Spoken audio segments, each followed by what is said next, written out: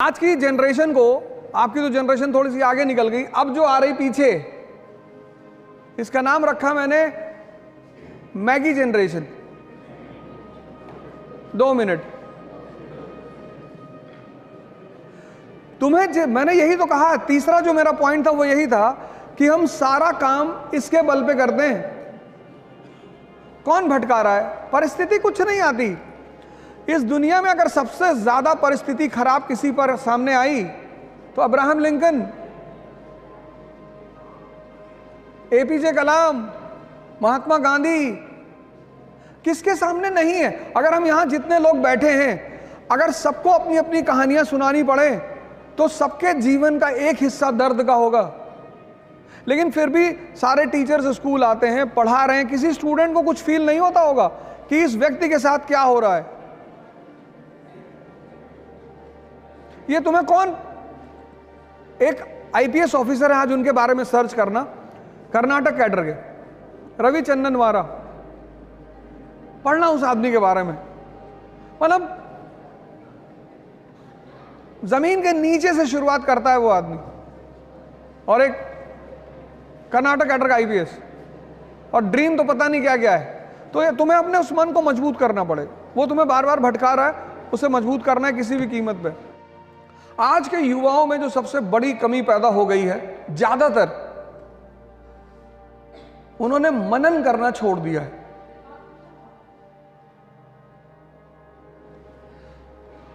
मनन और अध्ययन मनन के बिना निरर्थक है।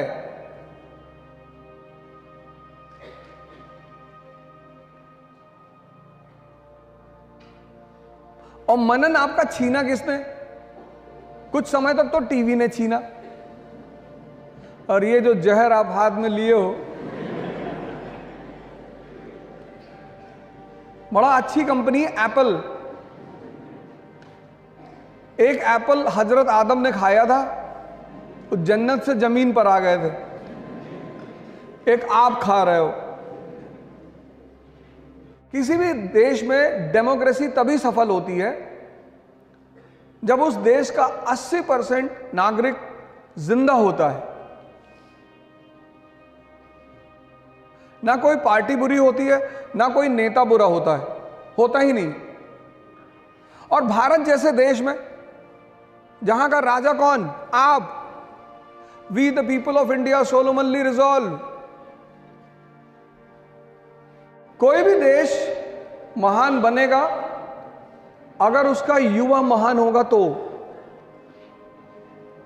1853 में जापान गुलाम हुआ, 1853 में,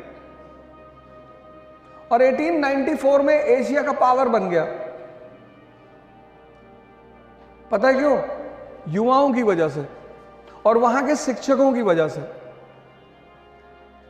मैंने अभी भारत सरकार को एक रिक्वेस्ट पत्र भेजा है, रिक्वेस्ट किया है कि इस देश के शिक्षकों को वीआईपी का दर्जा दिया जाए।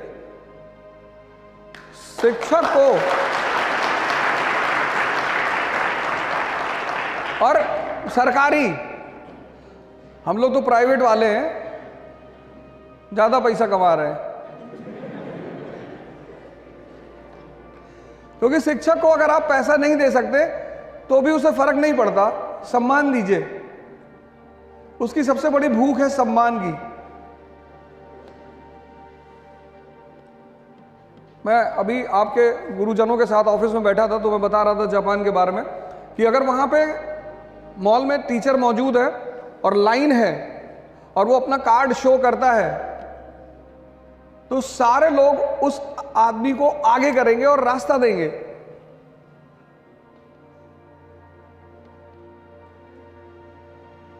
शिक्षक के साथ ये बहुत बड़ी बात, नहीं तो चाणक्य इतने बड़े साम्राज्य निर्माता कभी नहीं बन पाते। भाई धनानंद तो उनसे पूछा था ना, कितना पैसा चाहिए, कितना सोना चाहिए, तो उन्होंने कहा पैसे और सोने की बात नहीं है, सम्मान चाहिए।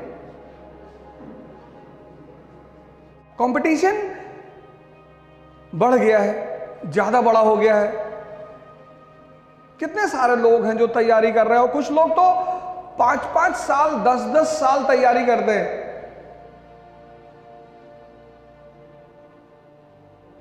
इलाहाबाद में मैं सेमिनार ले रहा था, एक साहब बैठे हुए थे सेमिनार में, तो मुझे लगा किसी लड़के के गार्जियन है, पेरेंट्स हैं।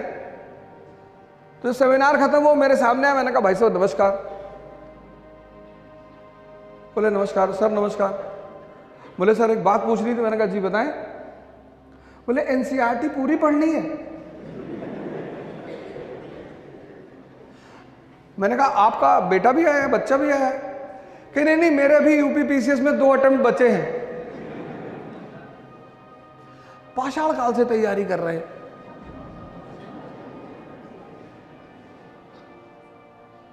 कुछ तो उम्र ज्यादा थी और कुछ शायद परेशानियों ने उम्र को बढ़ा दिया था।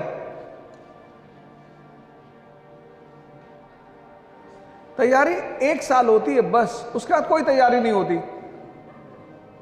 आप सभी लोग प्लीज न्यूज़पेपर पढ़ना शुरू करें। और सिर्फ पढ़ना नहीं, इतना बड़ा कॉलेज है, आप इतने सारे स्टूडेंट्स हैं, न्यूज़पेपर पढ़ने का एक सबसे अच्छा तरीका, आप जब कभी, आप में से बहुत सारे लोग आईएएस की तैयारी करने आएंगे या हो सकता कर ही रहे हो। आईएएस वो बनेगा अब जिसका न्यूज़पेपर पर कमांड होगा।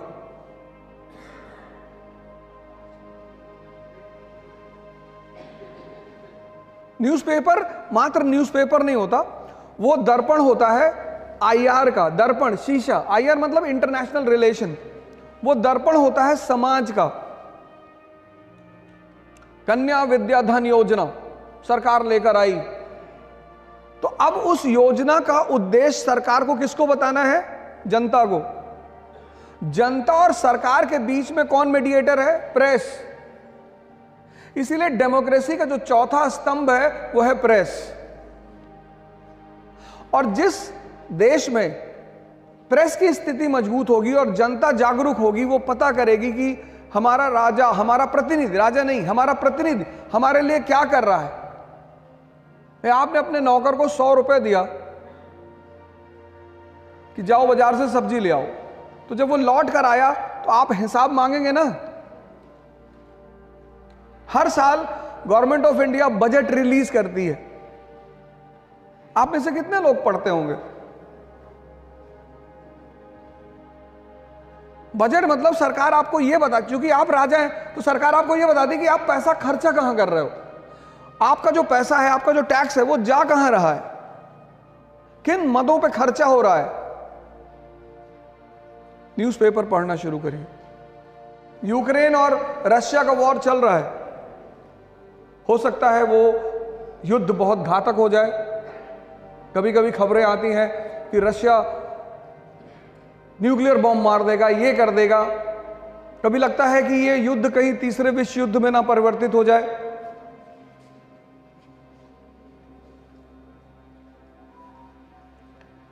किस रशिया की किस नीति की वजह से चल रहा है?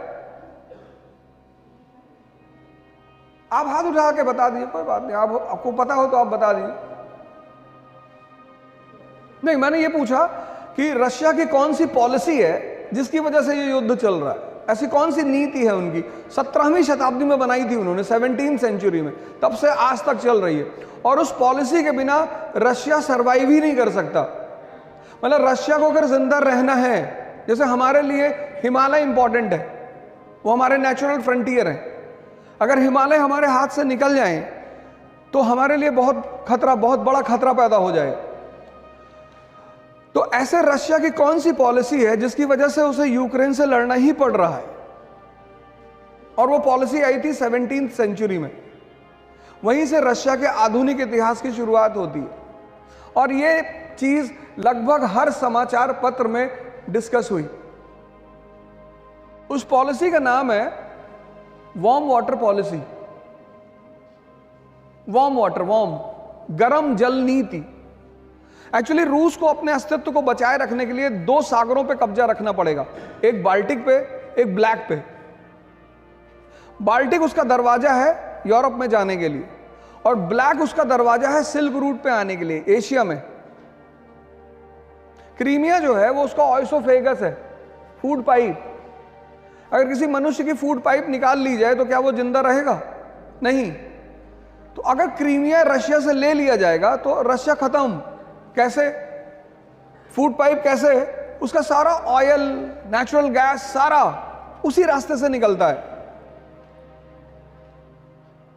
न्यूज़पेपर पढ़ना शुरू करिए, ग्रुप बनाइए। यहां पर आपको पता है ब्रिटिश पीरियड में 80% जनता अनपढ़ थी,